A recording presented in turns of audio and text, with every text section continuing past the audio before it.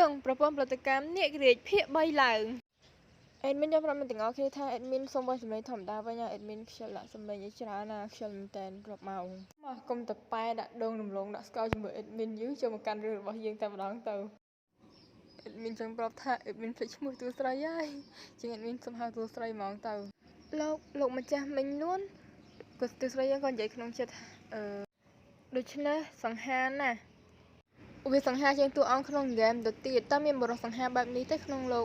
តើគាត់ជា idol ពេញនិយមទេបន្ទាប់ក៏មានអសមមកផ្ទាំងលោតមកគោលដៅបេសកកម្មបានលេចឡើងតាក់ទាញតួឯកប្រុសក្នុងពិភពលោកហុងហ្វូមិញលួនក្នុងទស្សនៈពិភពលោកនេះជោគជ័យបន្ទុកមុនស្នេហ៍បូក 20000 បរាជ័យចាប់ផ្ដើមម្ដងទៀតបន្ទាប់ពីឮគោលដៅបេសកកម្មហ្នឹងទើបស្រីឆ្ងល់ថាណាគេនិយាយដល់ពេលឮសម្លេងទស្សនៈនិយាយចឹងទៅគ្រប់គ្នាក៏បានងាកមើលទស្សស្រីហើយក៏មានអំណាចស្រីម្នាក់មកនិយាយតើនេះកំពុងនិយាយពីអីហើយបន្តថាទូស្រីនៅញ៉ៃកន្លែងហ្នឹងដោយសារតែទូស្រីហ្នឹងចង់តាក់ទាញលោកម្ចាស់របស់ខ្លួនតើអ្នកមានដែ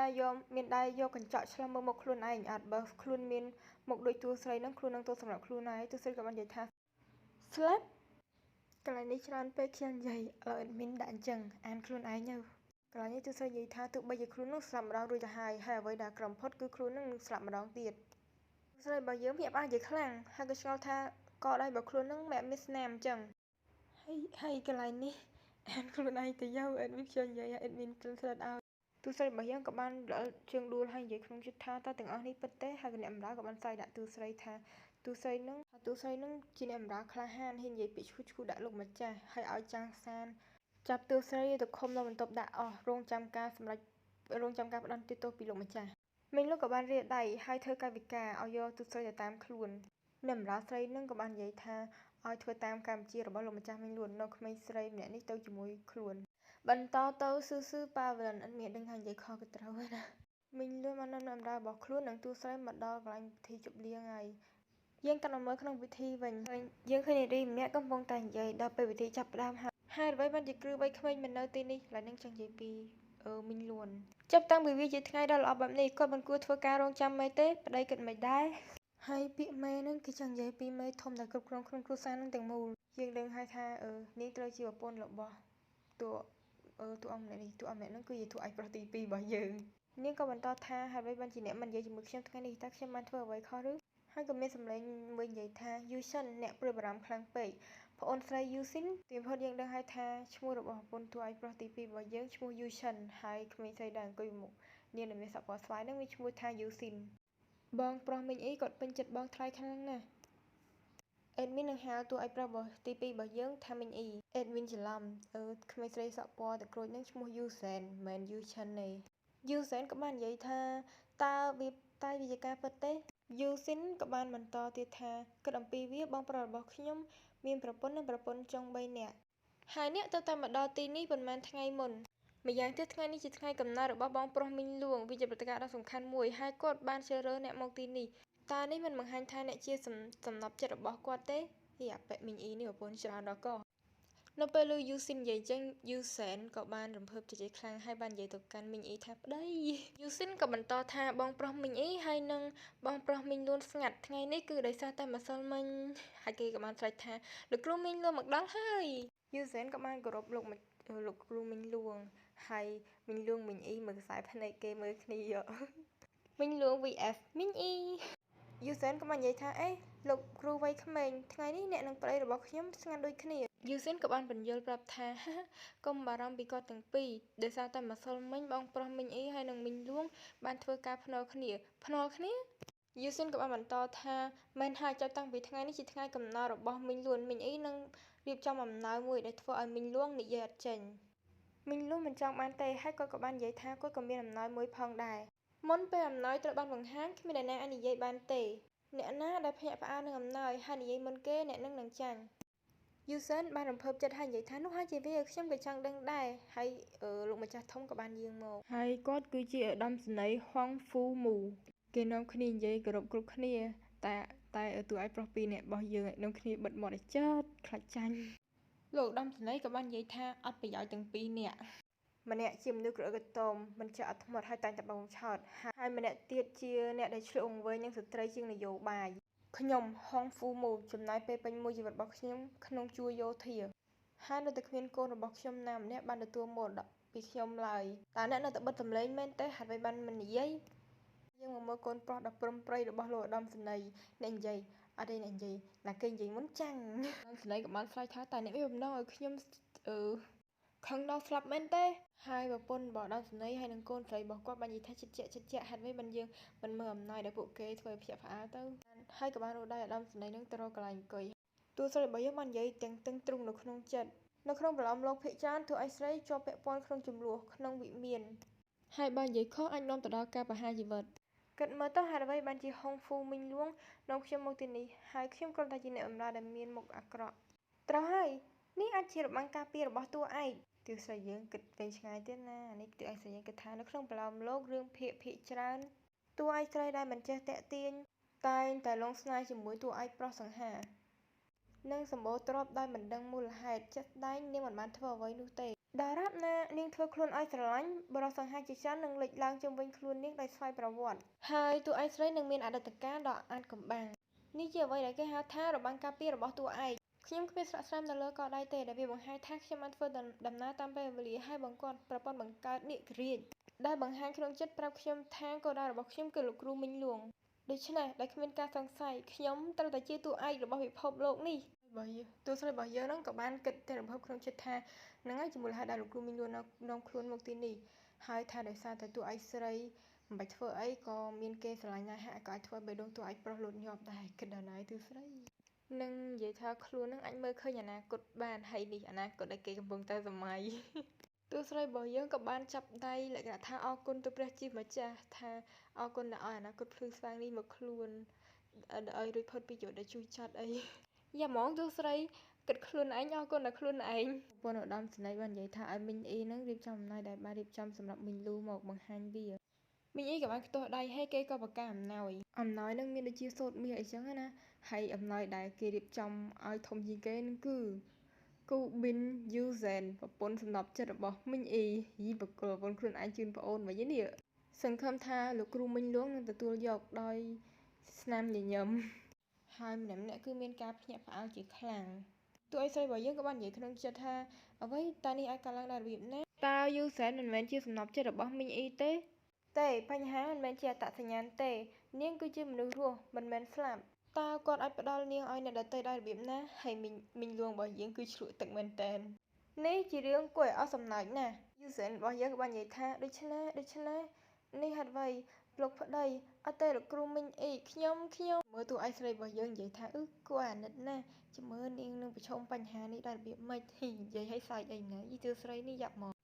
កយូសែនបាននិយាយទាំងសប្បាយចិត្តថាខ្លួនគឺរំភើបខ្លាំងណាស់ហើយសង្ឃឹមថាលោកគ្រូមីងលួននឹងទទួលយកខ្លួនទោះស្រីយើងធ្វើមកចឹងដាក់បកាំងហ្មងណាទោះស្រីរបស់យើងក៏តែឆ្ងល់ថាហេតុអ្វីបានជានាងរំភើបជំនួសឲ្យការអន់ចិត្តហើយក៏មានអ្នកបម្រើពីអ្នកសុកសៀគ្នាពីក្រោយខ្នងទោះស្រីគេនិយាយថាយូសែននឹងសំណាងណាស់ដែលបានខ្លាចជាប្រពន្ធទី1របស់លោកគ្រូមីងលួងទោះស្រីរបស់យើងកាន់តែវល់ក្នុងចិត្តហើយមិនបានមនុស្សនៅក្នុងផ្ទះហ្នឹងកើតទៅជាអញ្ចឹងអស់ទៅហើយអីគេបងប្រុសឧត្តមសេនីយ៍និយាយថាអំណោយល្អណាស់ហើយនៅពេលឧត្តមសេនីយ៍ក៏បាននិយាយថាមិនអាក្រក់ទេយើងក៏លេចមើលមីងលួងវិញមីងលួងសើចថាខ្លួនមិនទាន់ចោះចាញ់ទេចាំមើលអំណោយដែលខ្លួនបានឲ្យបងប្រុសរបស់ខ្លួនចាំមើលហើយបន្តថាបើមីងអ៊ីនឹងមិនតក់ស្លុតទេខ្លួននឹងចាញ់ទោះស្រីរបស់យើងចាប់បានឆ្លោះក្នុងចិត្តហើយក៏និយាយថាអំណោយដែលលោកគ្រូមីងលួងរៀបចំវាអាចជាហើយមីងលួងក៏បានចាប់ដៃទោះស្រីថានេះគឺជាអំណោយដែលខ្លួនបានរៀបចំវានៅទីនេះអំណោយឈួតនិងអាក្រក់ដែលខ្លួនបានរើសតាមផ្លូវហើយមកគេនិយាយដូច្នេះផងដែរខ្ញុំជាអំណោយមីងលួនរបស់យើងមកនិយាយថាបងប្រុសតើបងពេញចិត្តនឹងអំណោយនេះទេតើអ្នកភ្ញាក់ផ្អើលទេព្យាយាមបដិសេធបើអ្នកនិយាយអ្នកនឹងចាញ់មីងអ៊ីរបស់យើងក៏បានក្តាប់ដៃគូទៅហើយនិយាយថាកំ pl ែងណាស់មីងអ៊ីយើងខឹងហើយណាហើយនិយាយថាតួឲ្យប្រុសនឹងគឺក្មេងប្រើល្បិចក្មេងមីងលួនប៉ុណ្ណឹងអាចឈប់ឌឺបងទៀតនិយាយថាបងខឹងហើយនិយាយថាបងប្រុសរបស់ខ្លួនស្រស់ស្អាតខ្លាំងណាស់ស្អប់មនុស្សនៅពេលដែលពួកគេមើលមុខគាត់ឥឡូវឲ្យបងស្រីមកជួយសង្គ្រោះទៀតហើយបងស្រីនិយាយថាវាគ្រាន់តែជាការប្រកួតលេងប៉ុណ្ណោះមិនបាច់ខឹងទេឧត្តមស្រីក៏បានថាឲ្យមីងលួងអត់គួរពិតដាក់មីងអ៊ីបែបនេះទេហើយមីងលួងក៏បាននិយាយថាទៅខ្លួនខុសហើយខ្លួនសុំទោសខ្លួនមិនបានឲ្យតួស្រីហ្នឹងទៅធ្វើជាប្រពន្ធចុងរបស់មីងអ៊ីទេគាត់ឲ្យទៅធ្វើជាអ្នកបម្រើជូតអិតជូតតុអីចឹងហើយមីងអ៊ីក៏បាននិយាយថាខ្លួននឹងទទួលយកអ្នកបម្រើនេះហើយខ្លួននឹងវានាងឲ្យដល់ស្លាប់ហើយយកនាងធ្វើជាជីបំពន់សម្រាប់រុក្ខជាតិវ៉ាវសាហាវមែនមីងអ៊ី luôn mà các bạn vậy tha ơi bong pro bong nơi tập khẩn chân bong ai thơ với đại niên các bạn đại ở tập bong chụp khẩn hai you xin các bạn vậy tha tao hai bong pro bong mình cua khẩn tê hai đầm này bạn vậy tha bạn hai chập đầm mình lúc các bạn vậy tha bong pro phật mùi chắc trong mình phật mình ý các bạn lấy mà tu sấy hai vậy tha không mấy xây nó con để cho còn khan này ô nên chênh hai thơ với đôi vậy để khuôn bạn vậy mới này hay ăn lẹ pin các bạn thấy bạn lục chả ពួកគេបានសម្រេចចុះវិសារបស់ខ្ញុំដោយស្ងប់ស្ងាត់បែបនេះថាពួកគេជាអ្នកណាក៏ដូច្នេះហើយទូស្រីរបស់យើងក៏បានឆ្លើយថាតើអ្នកគិតថាអ្នកជាអ្នកណាតើអ្វីផ្ដល់ឲ្យអ្នកនៅសិទ្ធិក្នុងការសម្រេចចុះវិសារបស់ខ្ញុំតើអ្វីផ្ដល់ឲ្យអ្នកនៅសិទ្ធិដើម្បីព្យាបាលមនុស្សដូចជី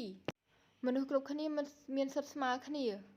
គ្រប់គ្នាគួរតែមានសិទ្ធិក្នុងការកំណត់តម្លៃរបស់ពួកគេទូស្រីរបស់យើងក៏បានថាឲ្យពួកគេទាំងអស់គ្នានៅនឹង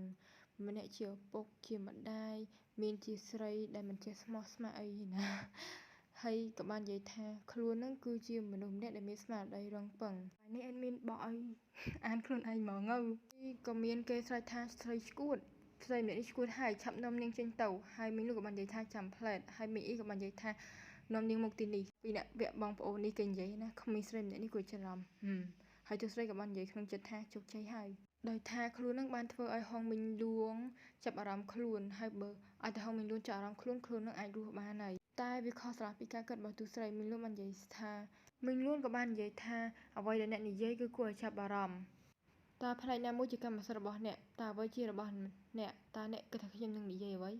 ប្រសិនបើមាន20ក៏មាននារី30នាក់ដែលនឹងនិយាយដូចគ្នានឹងអ្នកពីអ្នកបងប្អូននឹងក៏បាននិយាយដំណើរគ្នាថាតើអ្នកចង់នឹងលទ្ធផលចុងក្រោយរបស់ពួកគេទេមិញអ៊ីក៏បាននិយាយបើសិនជានាងជាភាពស្រស់ស្អាតនាងអាចរស់បាន2ថ្ងៃតែបើសិនជានាងមានរូបសម្រស់ស្រស់ស្អាតដូចជាទេពធីតានាងនឹងអាចក្លាយជាប្រពន្ធចុងរបស់ខ្ញុំប៉ុន្តែអ្នកនិយាយដោយស្មោះត្រង់អ្នកគឺជាមនុស្សដែលអាក្រក់បំផុតដែលខ្ញុំធ្លាប់ឃើញហើយបន្ទាប់មកមីងលងក៏បាននិយាយថាខ្លួនក៏មិនចង់ឃើញមុខទូស្រីដែលអាយុទូស្រីទៅឆ្ងាយទៅហើយដល់ពេលហើយឪពុកទូប្រុសឧត្តមសេនីយ៍ក៏បាននិយាយថាឲ្យដាក់ទោសទូស្រីវាយទូស្រីនឹងដំបងឲ្យលឺសម្លេងស្រែកយំរបស់ទូស្រីរយៈពេល3ថ្ងៃអូនាងទៅឆ្ងាយហើយទូស្រីរបស់យើងក៏ត្រូវបានគេវាយនឹងដំបងទូស្រីបងនិយាយថាខ្លួនស្អប់ពួកគេខ្លាំងណាស់ខ្ញុំស្អប់ខ្លាំងណាស់ខ្ញុំស្អប់ពិភពលោកនេះដែលយកចិត្តទុកដាក់ខ្លាំងចំពោះរូបរាងខ្ញុំស្អប់មនុស្សល្ងងតើរបាំងមុខតួឯជាអ្វីការធ្វើដំណើរតាមពេលវេលាជាអ្វីមនុស្សតែម្នាក់គត់ដែលអាចទុកចិត្តបានគឺខ្លួនខ្ញុំគ្មានឱកាសលើកទី2ទេគ្មានឱកាសទី2ទេដែរក៏បានលេចមកឲ្យជប់ទូស្រីរស់ឡើងវិញហើយក៏បាននិយាយថាបេសកកម្មនេះបានបារាជ័យឥឡូវចូលបេសកកម្មពិតទូស្រីរបស់យើងបាននិយាយថាគ្មានឱកាសផ្សេងទៀតទេដែលខ្លួននឹងត្រូវស្លាប់ដោយសារតែរូបរាងរបស់ខ្លួនពេលនេះគេបានចេញបេសកកម្មឲ្យទូស្រីនឹងត្រូវតែខ្លាចជាព្រះជាម្ចាស់បេសកកម្មតាក់ទាញអ្នកដឹកនាំបុរសបច្ចុប្បន្នហុងហ្វូមីងលួងបេសកកម្មបរាជ័យចាប់ផ្ដើមម្ដងទៀតខ្ញុំត្រូវតែរស់រានមានជីវិតទូស្រីរបស់យើងបាននិយាយថាខ្លួនមិនត្រឡប់មកឡើយនេះម្ដងទៀតហើយអ្វីគ្រប់យ៉ាងតែអ្វីគ្រប់យ៉ាងគឺខុសគ្នាហើយអ្វីដែលខ្លួនត្រូវធ្វើនៅពេលនេះគឺធីតាតូចរបស់យើងក៏បាននិយាយថាសូមស្វាគមន៍មកកាន់ប្រពន្ធបង្កើតនេះគេរាជពេលនេះអ្នកកំពុងស្ថិតនៅស្ថានភាពកេងប្រពន្ធបង្កើតនេះគេរាជបច្ចុប្បន្ននេះខ្ញុំទាមទារការគ្រប់គ្រងពីកម្លាំងខាងក្រៅដូច្នេះខ្ញុំត្រូវការរកព័ត៌មានបន្ថែមទៀត NPC អ្នកគឺជា NPC មែនទេតើអ្នកអាចប្រាប់ម្ដងទៀតនៅច្បាប់និងគោលការណ៍ណែនាំក្នុងប្រព័ន្ធបង្កើតនៃគិរិចបានទេទូស្រីរបស់យើងបាននិយាយថាទេពធីតាតូចនឹងជា NPC អញ្ចឹង admin សូមហៅទេពធីតាតូចនឹងថាប៉ៅប៉ៅខ្ញុំមានសេចក្តីសោមនស្សរីករាយខ្លាំងណាស់ដែលអាចបម្រើអ្នកបានហើយប៉ៅប៉ៅរបស់យើងក៏បានរៀបរាប់ប្រាប់ពីច្បាប់របស់ប្រព័ន្ធបង្កើតនីតិរាជដូច្នេះតម្លៃមុនស្នេហ៍អាចផ្លាស់ប្ដូរសេវាពីប្រព័ន្ធបានតើមានសេវាកម្មឥតគិតថ្លៃទេប៉ៅប៉ៅក៏បានប្រាប់ទូស្រីយើងថាមានលំហាត់ប្រាណនៅក្នុងបន្ទប់ហាត់ប្រាណនិងសៀវភៅមួយនៅបណ្ណាល័យដែលមានឈ្មោះថាជីវិតគឺអាចប្រើប្រាស់បានដោយសេរីខ្ញុំចង់ប្រើប្រាស់នឹងអត្ថភៅយល់ព្រមអ្នកអាចស្នាក់នៅក្នុងប្រព័ន្ធបង្កើតនីតិរាជបានតែ5ម៉ោងប៉ុណ្ណោះក្នុងមួយថ្ងៃសូមគ្រប់គ្រងពេលវេលារបស់អ្នកដោយប្រាជ្ញាហើយកុំខ្ជះខ្ជាយពេលវេលាណាមួយនៅទីនេះក្រៅពីពេលវេលាគឺមានតម្លៃហើយជីវិតគឺខ្លីបដូរទៅជាសម្លៀកបំពាក់ហាត់ប្រាណតោះចាប់ផ្ដើមដំបូងជាមួយនឹងការសម្រក់ខ្លាញ់ក្នុងខ្លួនដូច្នេះខ្ញុំមានខ្លាញ់ច្រើនក្នុងរាងកាយ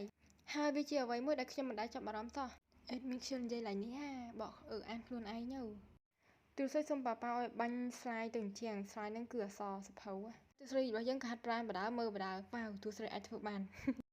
ខ្ញុំត្រូវតែតស៊ូព្យាយាមខ្លាំងជាងនេះមួយថ្ងៃបន្ទាប់ទូស្រីរបស់យើងកំពុងតែរៀបចំហើយក៏មានអ្នកបម្រើប្រុសម្នាក់បាននិយាយថាទូស្រីយើងមិនមែនជាស្រីធាត់ទេហើយទូស្រីយើងប្រហែលថ្ងៃនេះស្គមហើយមានស្បែកសស្អាត គេនិយាយថាទូស្រីនឹងស្អាតយីមកគេនិយាយលោកទូស្រីបើយើងមកនិយាយថាទីបំផុតខ្លួនធ្វើការងារនេះរួចហើយនិយាយឆ្ងល់អ្នកមានផ្កានឹងផ្លាស់ប្ដូរពី3កន្លែងរាល់ថ្ងៃមិនមិនយកដាក់លើដបូលហ្មងទៅព្រោះផ្កាត្រូវការពលឺថ្ងៃស្រីបើយើងកំពុងតែនិយាយជាមួយខ្លួនឯងថាញ៉ាំអាហារតិចជាងមុនគ្រប់គ្រងកាពះឲ្យបានល្អយ៉ាអ្នកបម្រើប្រុសនេះបានមកហើយហេស៊ីស៊ីអឺតើអ្នកត្រូវការញ៉ាំអាហារទេកុំចាំគិតពីរបៀបដែលអរគុណខ្ញុំពេលក្រោយស៊ីស៊ីអឺតើវាជាអ្វីតើអ្នកមិនជួយចិត្តសាច់ទៀតទេស្រីបើយើងក៏បាននិយាយក្នុងចិត្តថានេះអាចជារឿងព្រេងនិទានកាយចៃចង់នេះត្រាម៉ាចូលខ្លួនទូស្រីទៀតហើយតើនរណាខ្លះអាចយកអារម្មណ៍មួយនេះបានរាល់ការខិតខំប្រឹងប្រែងទាំងអស់របស់ខ្ញុំពិតជាមិនខ្ជះខ្ជាយនោះទេអ្នកនរគ្នានឹងមើលបានទូស្រីនិយាយចឹងអត់ដោយសារតែនឹងគឺជាលើកដំបូងរបស់ទូស្រីដែលជួបប្រទះជាមួយនឹងការចែកចង់ការសុំស្រឡាញ់អីហ៎ហើយអាប៉ែអ្នកបម្រើនេះបាននិយាយថា CCR នេះគឺជាអារម្មណ៍ពិតរបស់ខ្ញុំសូមទទួលយកវាហើយនិយាយថាខ្លួននឹងអាចជួយទូស្រីដូរការងារបានបើសិនទូស្រីមិននៅទីនេះសូមទទួលយកវាហើយទូស្រីរបស់យើងក៏បាននិយាយថាអរគុណហើយទូស្រីរបស់យើងក៏បន្តនិយាយទៀតថាប៉ុន្តែខ្លួនមានជំងឺមួយដូចជាប្រហែលថ្ងៃមុនខ្លួនស្រកទម្ងន់ចង់ដោយសារខ្លួនមិនអាចញ៉ាំបានហត់ញឹកញាប់អីចឹងគេងមិនលក់អីចឹងណាហើយលោកស្រីរបស់យើងបាននិយាយថាខ្លួនប្រហែលជាមានជំងឺមួយគេហៅថាជំងឺកខ្វក់ភ្នែកមិនទេហើយក៏បានទៅចិត្តអ្នកបម្រើប្រុសហ្នឹងហើយក៏បាននិយាយថាសូមជួយខ្លួនផងហើយអ្នកបម្រើប្រុសហ្នឹងថាកុំភ័យអីកុំបារម្ភខ្លួននឹងរកទៅសួរគ្រូពេទ្យឲ្យទីស្រីពេលធ្វើបាបគេបានចឹងនិយាយថាសប្បាយចិត្តណាគេនិយាយថាឆើបញ្ហាត្រូវបានបញ្ចប់ប្រសិនម្នាក់ធ្វើបាបខ្ញុំម្ដងទៀតខ្ញុំធ្វើពុតជាខ្មោចហើយបន្លាចអ្នកហើយក៏មានសម្លេងមួយនិយាយថាហេក្មេងស្រីនេះគួរចាប់អារម្មណ៍ណាស់ទីស្រីរបស់យើងបានកន្លែងឃើញហើយបានឃើញថាជាអ្នកនាងហុងហ្វូយូស៊ីនទីស្រីរបស់យើងក៏បានអានគោរពរបស់កញ្ញាទី3ហើយយូស៊ីនក៏បាននិយាយថាតើអ្នកធ្វើការនៅនាយកដ្ឋានមួយណាឆ្លើយតបទៅកញ្ញាទី3ខ្ញុំធ្វើការនៅនាយកដ្ឋានផ្កាខ្ញុំបានសួរឈ្មោះរបស់អ្នកទេតើអ្នកដឹងពីកំហុសរបស់អ្នកទេខ្ញុំដឹងថាខ្ញុំបានធ្វើខុសដោយសារតែកញ្ញាទី3តែប្រចំពោះអ្នកបម្រើល្អបំផុតវាធ្វើឲ្យខ្ញុំរីករាយខ្លាំងណាស់ដែលបានជួបកញ្ញាទី3អ្នកពិតជាដឹងពីរបៀបនិយាយអ្នកបម្រើដែលឆ្លៀសវៃបែបនេះវាពិតជាខ្ជះខ្ជាយខ្លាំងណាស់នៅពេលដែលខ្ញុំដាក់ទោសអ្នកហើយបានជាអ្នកមិនទៅនាយកដ្ឋានរបស់ខ្ញុំយល់ព្រមអរគុណកញ្ញាទីធ្លារបស់កញ្ញាទី3ជាប់ជាមួយនឹងទីធ្លារបស់ហុងហ្វូមិញលន់បងប្អូនទាំងពីរនេះជិតស្និទ្ធគ្នាហើយហុងហ្វូមិញលន់តែមកលេងទីនេះជាញឹកញាប់ប្រញាប់ឡើងយល់ព្រមណែមើលដៃដ៏ល្អរបស់ខ្ញុំឆក់ទូស្រីរបស់យើងក៏បាននិយាយក្នុងចិត្តថាបុរសម្នាក់នេះពិតជាមកទីនេះដើម្បីលេងឆេះជាញឹកញាប់វាថាទាំងអភ័យខ្ញុំដែលបាននឹងការពិតអំពីគាត់ហើយជំនាញអុកពិតជាអស្ចារ្យមែនហុងហ្វូមិញលន់របស់យើងក៏បានយកដៃខ្ទប់មុខហើយនិយាយថាខ្ញុំចាញ់ម្ដងទៀតហើយហេតុអីបានជាខ្ញុំមិនអាចឈ្នះប្រសិនបើវានៅតែបន្តបែបនេះតើពេលណាខ្ញុំអាចយកឈ្នះមិញអីលោកម្ចាស់មីងលួនសូមពិសាតែបើសិនជាបងប្រុសមីងលួនមិនអាចយកឈ្នះខ្ញុំបានកុំគិតអំពីការយកឈ្នះបងប្រុសធំអីប៉ុន្តែបងប្រុសមីងលួនហើយបានជាបងចាំបាច់លេងអុកឲ្យឈ្នះបងប្រុសមីងអីខ្ញុំក៏ចង់ដឹងដែរមីងលួននិយាយថាកុំគិតអំពីវាអីវាគឺដោយសារតែកាលមុនក៏បាននាំអ្នកបម្រើស្រីម្នាក់យកទៅឲ្យបងប្រុសធំមកឲ្យធ្វើឲ្យគាត់ខឹងហើយគាត់ក៏បានធ្វើឲ្យខ្ញុំជួបបញ្ហាជាច្រើនយុនស៊ីក៏បាននិយាយស្រាយថាបងប្រុសមីងអ៊ីនឹងបានផ្ដល់ឲ្យមីងលួនបងប្រុសមីងលួននឹងនៅស្ត្រីដ៏ស្រស់ស្អាតហើយបងប្រុសមីងលួនបានផ្ដល់ឲ្យបងប្រុសមីងអ៊ីនៅស្ត្រីដ៏អាក្រក់ទៅវិញហើយគ្មានឆ្ងល់ទេដែលបងប្រុសមីងអ៊ីគាត់ខឹងខ្ញុំចាំជឿថាក្មេងស្រីម្នាក់នោះត្រូវបានគេវាយសម្លាប់និងយកទៅធ្វើជាជីផ្កាដូច្នេះកុំតរញ៉ៃជាមួយគាត់នៅពេលដែលគាត់ខឹងមីងលួនបាននិយាយថាអ្នកណាចង់ទៅរញ៉ៃជាមួយគាត់និយាយអំពីក្មេងស្រីម្នាក់នោះនាងងងណាស់ដែលខ្ញុំដេញនាងចេញស្ត្រីគឺគួរឲ្យរំខានផុតហើយមើលប្អូនស្រីពីក្រោយចេះនិយាយជាងកើតណាមីងលួនមើលមកប្អូនស្រីហងវាយ៉ាហើយប្អូនស្រីយីស៊ីននេះមិនមែនជាអ្វីដែលខ្ញុំចង់និយាយទេតាមម្លេះអវបន្តសៀស៊ីបាននិយាយក្នុងចិត្តវាហាក់បីដូចជាទោះបីជាខ្ញុំមិននៅទីនេះក៏ដោយឧបទ្ទហេតុនោះនឹងតែកើតឡើងវត្តមានរបស់ខ្ញុំមិនប៉ះពាល់ដល់ពិភពលោកនេះតទៅសោះដល់រាមណាមនុស្សទាំងនេះនៅរស់ពួកគេនឹងប្រព្រឹត្តអំពើខុសខើបើសិនជាខ្ញុំមិនអាចរីកចម្រើននោះទេនោះខ្ញុំជោគវាសនារបស់ខ្ញុំមិនស្ថិតនៅក្នុងដៃរបស់ខ្ញុំទៀតទេខ្ញុំអាចត្រូវបានគេសម្លាប់គ្រប់ពេលខ្ញុំត្រូវតែរកចំណុចខ្សោយនៅទីនេះចុះបើអំពីអុកបញ្ចូលទៅក្នុងប្រព័ន្ធបង្កើតនាគរាជទូស្រីរបស់យើងក៏បានចូលកន្លែងប្រព័ន្ធបង្កើតនាគរាជដែរណាហើយទូស្រីរបស់យើងបានសួរប៉ាប៉ាថាតើខ្លួនមានបន្ទុកមិនស្នេហ៍ប៉ុន្មានហើយប៉ាប៉ាក៏បានប្រាប់ថាមាន10ផ្លាស់ប្ដូរបន្ទុកទាំង10របស់ខ្ញុំទៅបណ្ដុំនៃសិភៅអុកការយល់ដឹងអំពីជំនាញអុករបស់ខ្ញុំបានឈានដល់ការបំបែកខ្ញុំត្រូវចាប់ផ្ដើមពីមូលដ្ឋានបន្ទាប់មកទន្ទិញរកកន្លែងដែលពិបាកអ្នកប្រហែលជាគិតថាអ្នកមិនអាចធ្វើអ្វីមួយបានទេព្រោះវាហាក់ដូចជាពិបាកយ៉ាងណាមិញចុះប្រសិនបើអ្នកស្លាប់អ្នកមិនអាចធ្វើបានពេលឈរនៅគែមច្រាំងថ្មភ្នំអ្នកនឹងឈឺចាប់ហើយបេះដូងអ្នកនឹងលោតយ៉ាងលឿនតែកោសិកាទាំងអស់នៅក្នុងខ្លួនរបស់អ្នកនឹងព្យាយាមឲ្យពីសមត្ថភាពដើម្បីទប់ខ្លួនអ្នកមិនឲ្យធ្លាក់ចុះគ្មានភាពខ្ជិលច្រអូសគ្មានអ្វីដែលត្រូវញញើតដើម្បីរស់បានខ្ញុំត្រូវតែទន្ទិញពាក្យមួយឃ្លាខ្ញុំត្រូវតែព្យាយាមបន្ថែមទៀតមីងលួនរបស់យើងមកតែប្អូនស្រីទៀតហើយក៏និយាយថាតែរបស់ប្អូនស្រីនឹងកាន់តែប្រសើរជាងមុនយូស៊ីនក៏បាននិយាយប្រាប់ថាខ្លួនមិនបានធ្វើតែនឹងទេគឺអ្នកបម្រើរបស់ខ្លួនអ្នកធ្វើ CC CC របស់យើងក៏បានអន់គ្រប់លោកគ្រូវ័យក្មេងទី2មីងលួនហ្នឹងក៏បានសរសើរថាតែឆ្ងាញ់អីចឹងណា CC ក៏បាននិយាយអរគុណមីងលួនក៏បន្តថាទូស្រីធ្វើតែឆ្ងាញ់ថ្ងៃណាមួយឲ្យទូស្រីទៅធ្វើតែបងប្រុសធំរបស់ខ្លួនផឹកទិញតម្លៃមុនស្នេហ៍បូក2ដូច្នេះជំនាញក៏បង្កើតតម្លៃតាក់ទាញដែរវាហាក់ដូចជាហុងមីងលួងមិនមែនជាបុរសល្ងងនឹងអសមត្ថភាពនោះទេ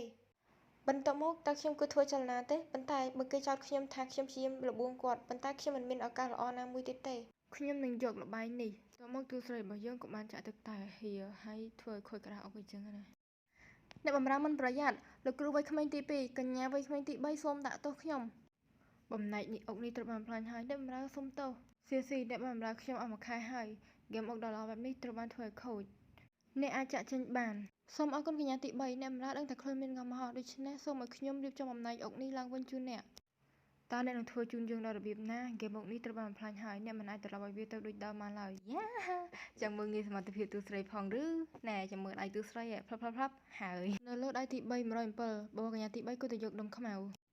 អ្នកបម្រើបានបញ្ចប់ការស្ដារហ្គេមអុកលោកគ្រូវ័យក្មេងទី2កញ្ញាវ័យក្មេងទី3 CC នឹងទៅទទួលការផ្ដន្ទាទោសរបស់នាងសូមអភ័យទោសគ្មានបំណែកអុកណាមួយនៅក្រៅកន្លែងទេ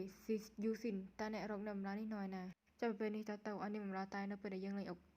ធ្វើតាមបងប្រុសទីមីងលួនតម្លៃមុនខ្សែបូក3បូក4បូក50វ៉ូមជោគជ័យហើយ CC ក៏បានយកបន្ទុករបស់ខ្លួនទៅដូរយកទឹកបំបត្តិស្នាមអុចខ្មៅហើយម៉ាស៊ីនឡាស៊ែរខ្ញុំត្រូវតែស្រស់ស្អាត2-3សប្តាហ៍ក្រោយមកអញ្ចឹងស្ថានភាពនេះពិបាកដោះស្រាយណាស់ CC តើអ្នកអាចណែនាំខ្ញុំបានទេគ្រូវ័យក្មេងទី2បរោះលោកពងពោះម្នាក់កំពុងតែលេងអុកបើសិនអ្នកឲ្យខ្ញុំធ្វើចុះអ្នកគួរធ្វើយ៉ាងណាចំពោះកញ្ញាបោះបង់ទៅបងប្រុសមីងលួននាង CC នាងគឺជាដំណើររបស់ខ្ញុំប៉ុន្តែនាងនៅខាងខ្ញុំ CC បាននិយាយថាលោកគ្រូវ័យក្មេងនឹងពិតជាឆ្លាតបើសិនជាគាត់ផ្ដោតលើការនឹកគិតគាត់នឹងរកដំណោះស្រាយឃើញហើយក៏បាននិយាយថាខ្លួនទៅតែផលិតតែថ្មីលួនក៏បាននិយាយក្នុងចិត្តថាពណ៌សណ្ដែកសៀងស្អាតពណ៌លើចកដៃទូស្រីវាមើលទៅល្អណាស់សួរខ្លួនឯងថាហេតុអីបានជាខ្លួននឹងមើលទៅទូស្រីកាន់តែយូរទៅកាន់តែឃើញទូស្រីនឹងកាន់តែស្រស់ស្អាតហើយពេលយើងនឹងជិតធ្លាក់ក្នុងអន្លង់ស្នេហ៍គេហើយយល់នៅមីងលួនក៏បាននិយាយដើមប្រពន្ធបងប្រុសរបស់ខ្លួនប្រាប់យូស៊ីនថាពួកនាងនឹងអនុវត្តគ្រឹះច្រើនពេកថាមានរៀបក្រែមក្រហមកញ្ចក់ដៃក្រហមអត់ស្អាតដូចពណ៌ធម្មជាតិសោះសិស្សរបស់យើងក៏បាននិយាយក្នុងចិត្តថាខ្លួនខំរៀនលេងអុកខំធ្វើគ្រប់យ៉ាងទាំងអស់នេះដើម្បីធ្វើឲ្យមីងលួននឹងចាប់អារម្មណ៍វាមានតម្លៃទាំងអស់ក្នុងការទទួលបានចំណុចតាក់ទាញទាំងនេះចំណុចតាក់ទាញតម្លៃមើលស្នេហ៍បូក120 CC តែប្រកាសណាស់លោកគ្រូវ័យក្មេងទី2ខ្ញុំនឹងរៀបចំតែក្តៅជូនលោក CC ក៏ក្នុងចិត្តថាប៉ុន្តែវានៅតែមិនគ្រប់គ្រាន់ក្នុងក្រសែភ្នែករបស់ហុងមីងលួនខ្ញុំគ្រាន់តែជាអ្នកបម្រើដែលមើលទៅស្អាតក្នុងការមើលតែប៉ុណ្ណោះតាមពិតទូស្រីរបស់យើងធ្វើទាំងអស់ហ្នឹងគ្រាន់តែចង់បានតម្លៃមុនស្នេហ៍តែប៉ុណ្ណោះអត់មានគិតថាទូស្រីធ្វើដើម្បីតែក្តីស្រឡាញ់របស់ណាគេណាអត់ទេទូស្រីធ្វើដើម្បីខ្លួនឯងទូស្រីរបស់យើងដើរមកសួរថាបងស្រីតើទឹកក្តៅដាំពុះហើយណាស្រីបម្រើអស់ហ្នឹងក៏បាននិយាយថាវាមិនជាការងាររបស់ខ្លួនទេឲ្យទូស្រីធ្វើខ្លួនឯងទូស្រីរបស់យើងក៏បានគិតក្នុងចិត្តថាបងស្រីទាំងនេះរដងឲ្យតែពេលមីងលួនមកដឹងតែនាំគ្នាចាំទឹកដាំទឹកតែក្តៅអីហើយចាំតែឥឡូវថាមិនជាការងាររបស់ខ្លួនទៅវិញហើយអ្នកបម្រើទាំងអស់នេះក៏បាននិយាយថាទូស្រីនឹងជាមនុស្សមុខពីរក្រោយខ្នងផ្សេងពីមុខផ្សេងហើយបាននិយាយទៀតថាទូស្រីនឹងចង់ឡើងក្រែរបស់លោកម្ចាស់មីងលួនហើយក៏បាននិយាយថាថោកទាបណាស់ឈប់ធ្វើជាងទៅឈឺភ្នែកណាស់បើសិនជាឯងចង់បានទឹកក្តៅទៅផ្ទះបាយហើយដាំខ្លួនឯងទៅស្រីរបស់យើងក៏បានមើលទៅពួកគាត់ហើយនិយាយក្នុងចិត្តថាតើនេះជាការច្រណែនឬស្អប់ខ្ញុំធ្លាប់បានឃើញស្ថានភាពទាំងនេះនៅក្នុងរឿងកន្លងមកឬរឿងភាគទូទៅពីមុនមកនៅពេលនោះខ្ញុំគ្រាន់តែមានអារម្មណ៍ថាមនុស្សទាំងនោះល្ងងប៉ុន្តែឥឡូវនេះហេតុអ្វីបានជាខ្ញុំពិបាកចិត្តភាពសោកសៅនិងភាពរីករាយរបស់ពួកគេត្រូវបានគ្រប់គ្រងដោយបុរសម្នាក់ក្នុងមួយជីវិតរបស់ពួកគេនឹងមិនមានសុភមង្គលនិងមិនមានការពេញចិត្តរបស់ពួកគេឡើយវាអាក្រក់ខ្លាំងណាស់ខ្ញុំមិនត្រូវខ្លាចជាមនុស្សដូចពួកគេឡើយតើអ្វីទៅជាកម្មចេញមតិរបស់អ្នកខ្ញុំត្រូវធ្វើការឲ្យខ្លាំងជាងនេះដូច្នេះខ្ញុំនឹងអាចទទួលបានសិទ្ធិរបស់ខ្ញុំដូច្នេះទោះបីជាវិធីណាក៏ដោយខ្ញុំនឹងប្រើវាដើម្បីប្រយោជន៍ខ្លួនឯងគឺដើម្បីរស់ទូរស័ព្ទរបស់យើងក៏បានប្រឡែងពេងតែនឹងហើយក៏បានធ្លាក់បែកទៅហើយសំឡេងនឹងក៏បានទៅលឺដល់លោកគ្រូមីងលួនរបស់យើងក៏បាននិយាយថាមានអ្វីកើតឡើងតោះទៅមើលរឿងរបស់យើងក៏បញ្ចប់ត្រឹមនេះសិនសូមរងចាំទស្សនាភាពបន្តពេលក្រោយ